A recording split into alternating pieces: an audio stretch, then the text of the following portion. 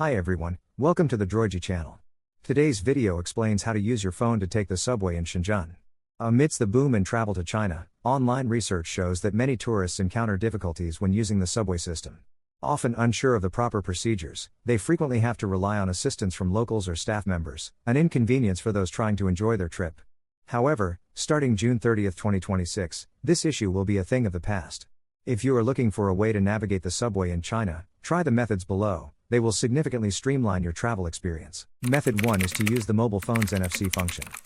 Most modern Android devices come equipped with NFC, a highly practical and efficient feature for public transport commuters.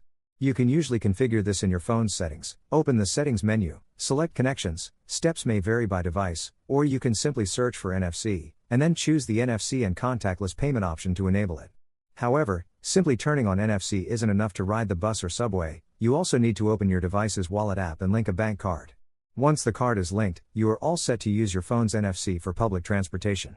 Method 2 is to use a bank card directly. If you find method 1 too complicated or prefer not to link a card, this method is a great alternative.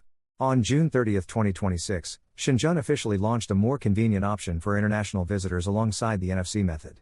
You can simply tap an international bank card, such as Union Pay, Visa, MasterCard, American Express, or JCB, including mobile wallet versions, against the sensor area on turnstiles marked Tap to Ride. There is no need to queue for tickets, exchange cash, or download apps. You pass through the gate instantly and are ready to go. With just one of these cards, you can freely use subway systems in cities across China, including Beijing, Shenzhen, Hong Kong, Guangzhou, Shanghai, and Chengdu. It is incredibly convenient.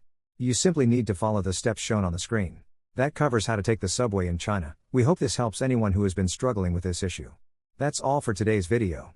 If you found it helpful and enjoyed our content, please give us a like, share the video, and let us know in the comments which method worked for you.